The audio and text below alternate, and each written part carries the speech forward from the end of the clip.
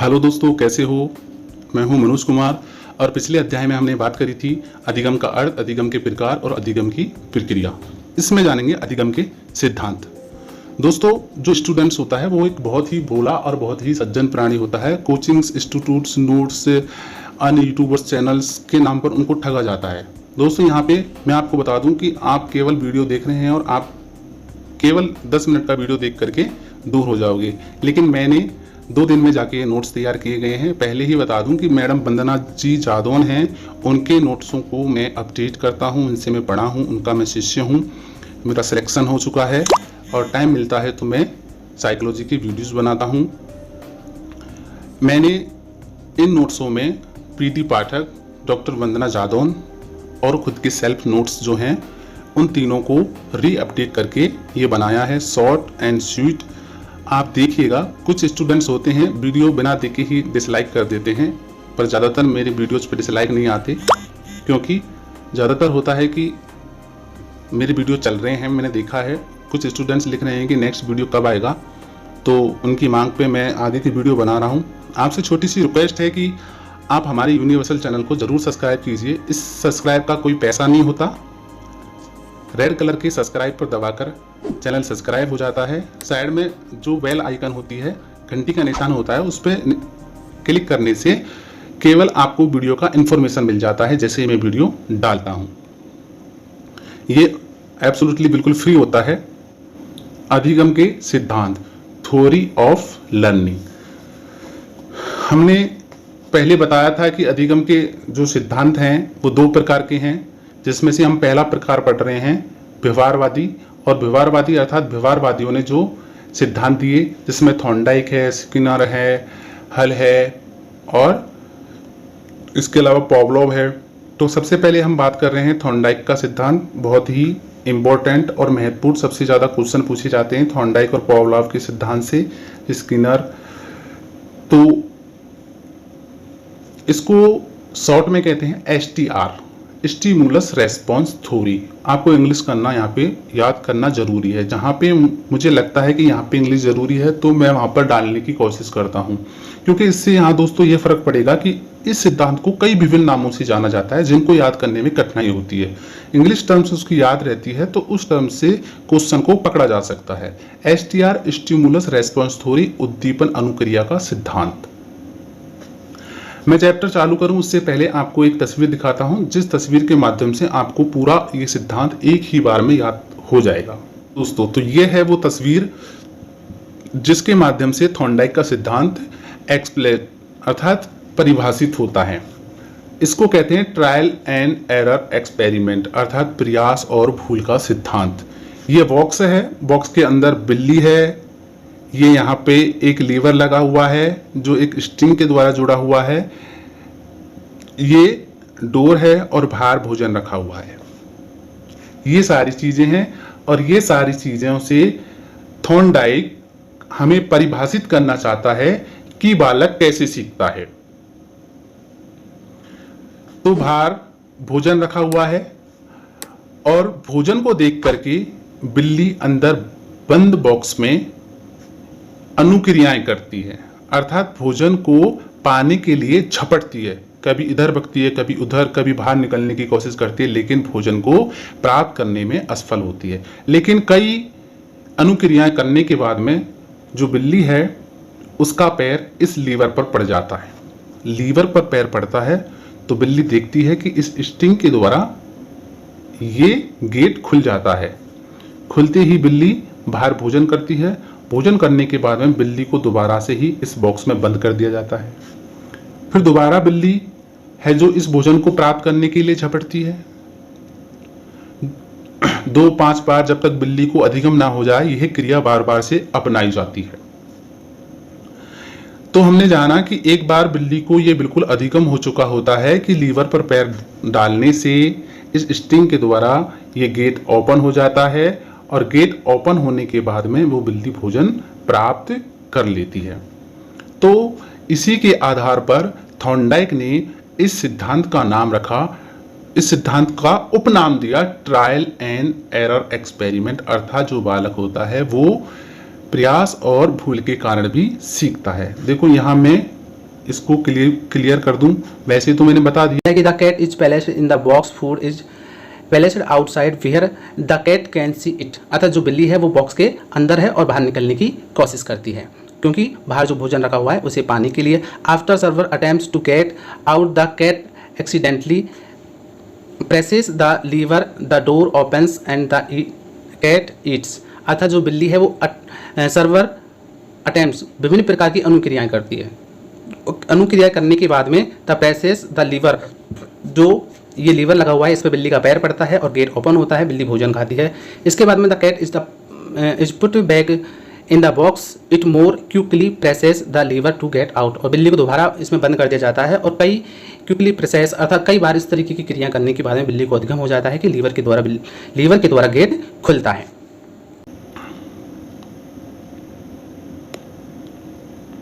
इसके बाद में जो थॉर्नडाइक है उसने सीखने के 3 मुख्य नियम बताए। और दोस्तों जितनी बार कहूं उतनी बार कम है कि यहाँ से जितनी बार क्वेश्चन आते हैं उतना साइकोलॉजी में कहीं से नहीं पूछा जाता।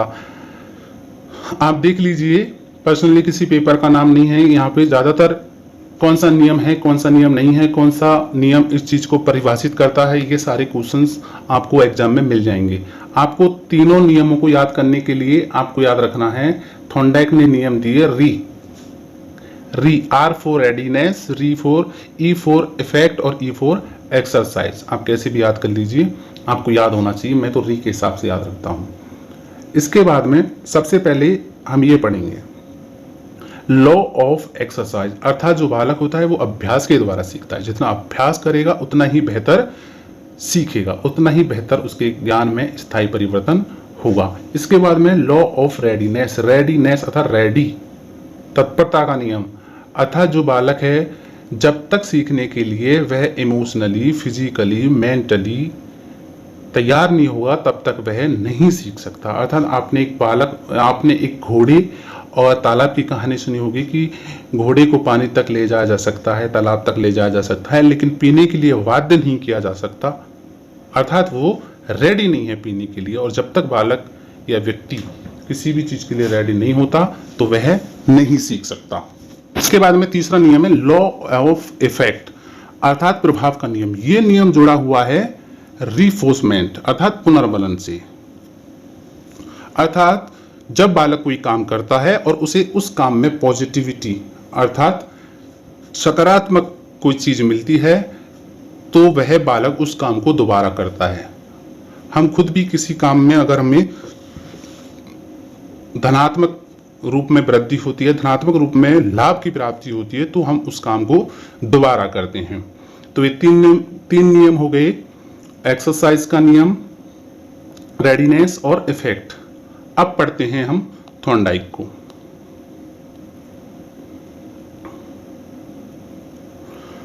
अधिगम का सिद्धांत अब आपको देखो बहुत जल्दी समझ में आ जाएगा। इसको इंग्लिश में बोलते हैं STR, स्टिमुलस रेस्पॉन्स थ्योरी, जो 1874 से 1949 के मध्य दी गई थी। इस सिद्धांत में उत्तेजक और अनुक्रिया के बीच संबंध बन जाते हैं, इसलिए इस सिद्धांत को संबंधवाद का सिद्धांत भी कहते हैं और इसी के साथ बंद के सिद्धांत के नाम से भी जाना जाता है, बॉर्न थ्योरी। थॉर्नडाइक के इस सिद्धांत को प्रयास और त्रुटि का सिद्धांत भी कहते हैं, ट्रायल एंड एरर का सिद्धांत। देखो दोस्तों, ये आपको बिल्कुल समझ में आ गया होगा। उत्तेजक अर्थात जो बाहर भोजन रखा होता है उसे यहाँ पे उद्दीपक, उत्तेजक कहा गया है। और अनुक्रियाएं, बिल्ली जो विभिन्न प्रकार के अनुक्रियाएं करती हैं और उनके बीच जो संबंध बनता है, इसलिए इसको संबंधवाद के नाम से जाना गया, बंद के नाम से जाना गया। बंद जो बनता है, और जब बिल्ली बार बार में प्रयास करके सीखती है, गलती करके सीखती है, तो इसलिए इस सिद्धांत को ट्रायल एंड एरर का सिद्धांत भी कह दिया गया। थॉर्नडाइक द्वारा किया गया प्रयोग, तो ये मैं पहले ही समझा चुका हूं कि बिल्ली होती है पिंजरे में बंद, बाहर मांस का टुकड़ा होता है जिसे उद्दीपक कहा गया साइकोलॉजी टर्म में, और मांस को देख करके जो बिल्ली झटपट आती है उसे अनुक्रिया कहा गया, रेस्पॉन्सेस। इसके बाद में थॉर्नडाइक ने सीखने के सिद्धांत बताए। इन सिद्धांतों को याद रखना है आपको, यहाँ से काफी बार क्वेश्चन बन जाते हैं, कौन से गौण नियम है और कौन से मुख्य नियम है। तत्परता का नियम, अभ्यास का नियम, परिणाम व प्रभाव का नियम। इसके बाद में गौण नियम है बहुप्रतिक्रिया का नियम। इनको इंग्लिश में याद रखने का तरीका है MD PA, बहुप्रतिक्रिया का नियम, लॉ ऑफ मल्टीपल रेस्पॉन्स। आपको सिर्फ याद करना है मल्टीपल रेस्पॉन्स। मानसिक विन्यास का नियम, मानसिक विन्यास का नियम का मतलब डिस्पोजिशन नियम, आंशिक अर्थात पार्टियल एक्टिविटीज, आत्मीकरण का नियम एसिमिलेशन, और साहचर्य परिवर्तन का नियम एसोसिएटिव शिफ्टिंग परिवर्तन का नियम। अब दोस्तों ये तो हम पढ़ लेते हैं, लेकिन जो क्वेश्चन बनते हैं वो यहाँ से बनते हैं। इन चीज़ों पर ध्यान रखिए कि इसके शिक्षा में क्या महत्व है थॉर्नडाइक का। थॉर्नडाइक ने सिद्धांत तो दे दिया कि बिल्ली होती है, बॉक्स में बंद होती है और बाहर मांस का टुकड़ा पड़ा हुआ था, उसे बार बार में लपकने की कोशिश करती है, झपटने की, लेकिन इस सिद्धांत का महत्व क्या है शिक्षा में। इस सिद्धांत के द्वारा बालक पहले की गई गलतियों से होने वाले अनुभवों से सीखता है, अभ्यास से सीखता है। यह सिद्धांत निरंतर प्रयास पर बल देता है। जो बिल्ली ने विभिन्न अनुक्रियाएं की, इसमें बालक में धैर्य और परिश्रम का विकास होता है। यह सिद्धांत अभ्यास पर आधारित है। यह सिद्धांत अभ्यास पर आधारित है। इसके द्वारा सीखा गया ज्ञान स्थायी होता है और यह सिद्धांत करके सीखने पर बल देता है। इसके बाद में नेक्स्ट है क्लासिकल कंडीशनिंग, शास्त्रीय अनुबंधन का सिद्धांत। शास्त्रीय अनुबंधन का सिद्धांत दिया था पावलोव महोदय ने। पावलोव महोदय फेमस रूसियन अर्थात रूस के रहने वाले प्रसिद्ध वैज्ञानिक थे। Got a Nobel prize in the 1904, अर्थात ये डाइजेशन संबंधित बीमारी पर रिसर्च कर रहे थे। उस दौरान इनको 1904 में नोबेल पुरस्कार से सम्मानित किया गया। ये पावलोव हैं। इन्होंने अपने सिद्धांत में दिया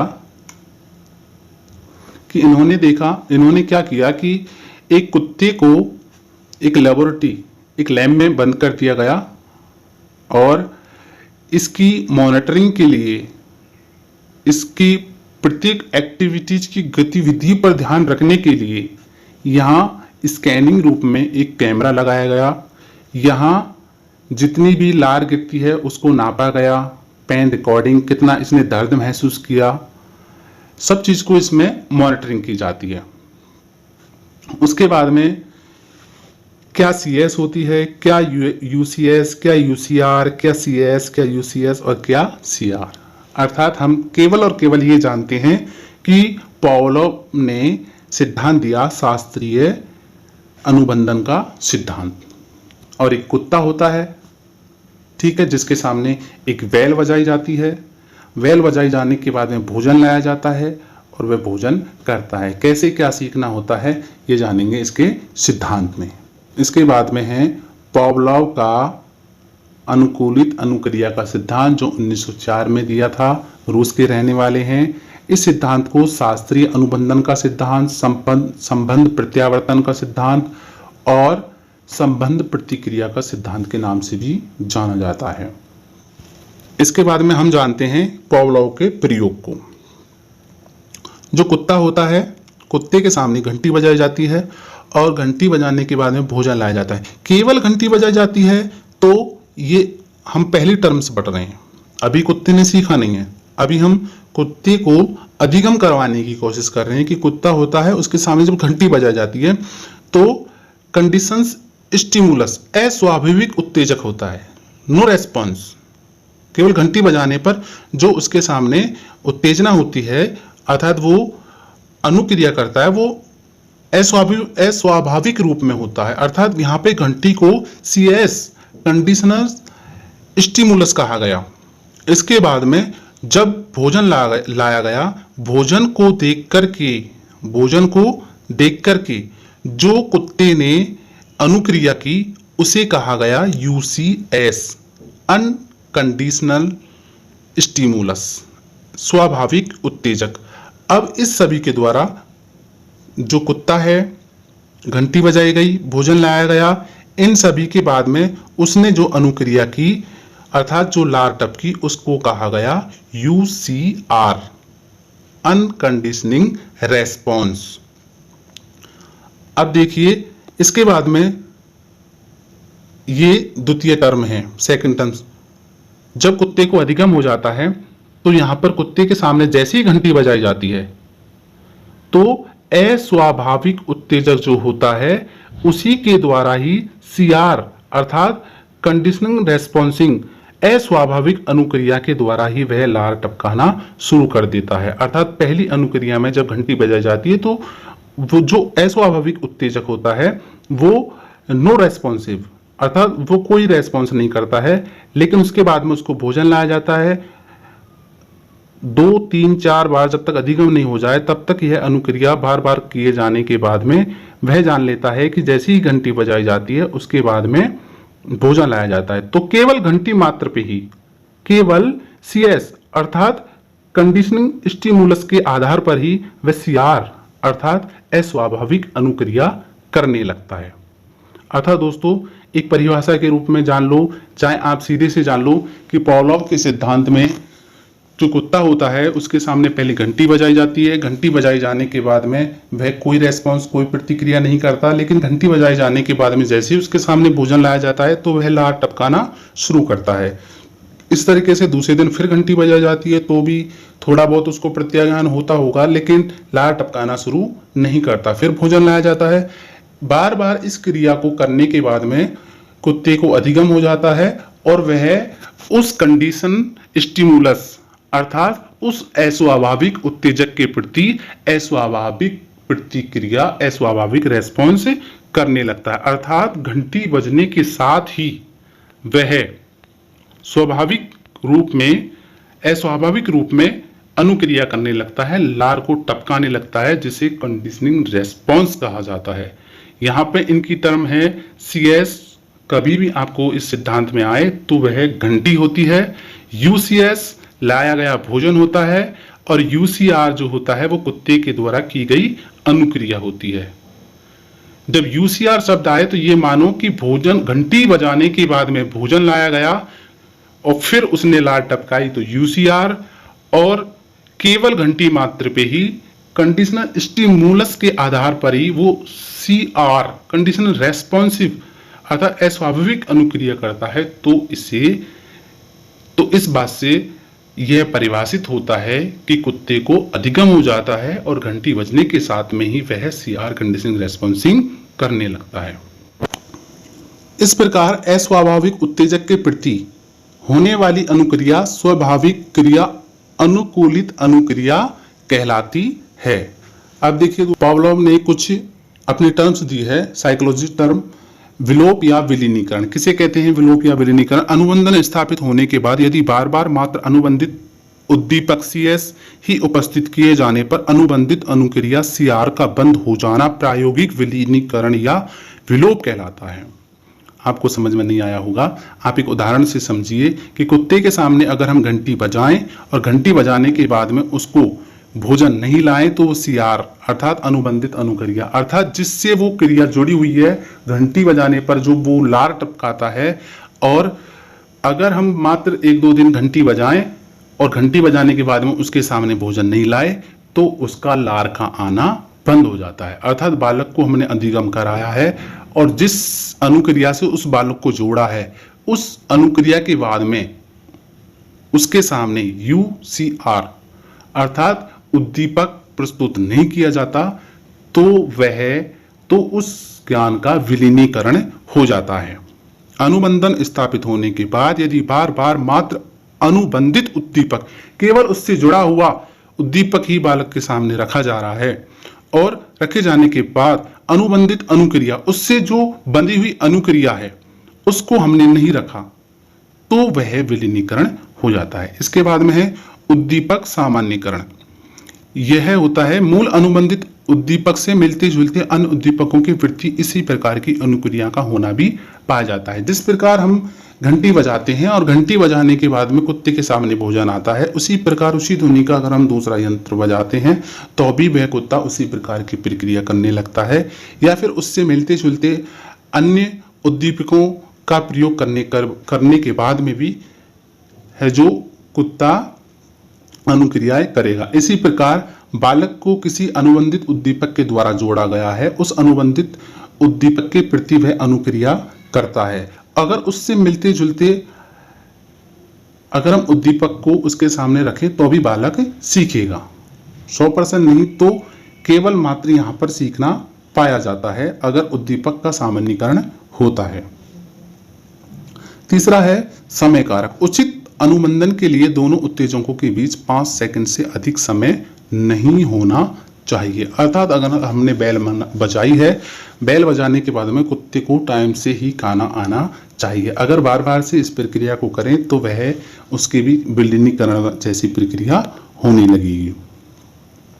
शैक्षिक महत्व। इस सिद्धांत से प्राणी तब सीखता है तब वह क्रियाशील होता है। अर्थात वही जब तक सीखने के लिए क्रियाशील नहीं होगा, जब तक नहीं सीख पाएगा। यह सहसंबंध पर बल देता है, इसीलिए इसको सहसंबंध का सिद्धांत कहा गया। बालक के बड़े होने पर बहुत सी चीजें वस्तु विशेष से जुड़ जाती हैं जो बड़े होने पर भी बनी रहती हैं।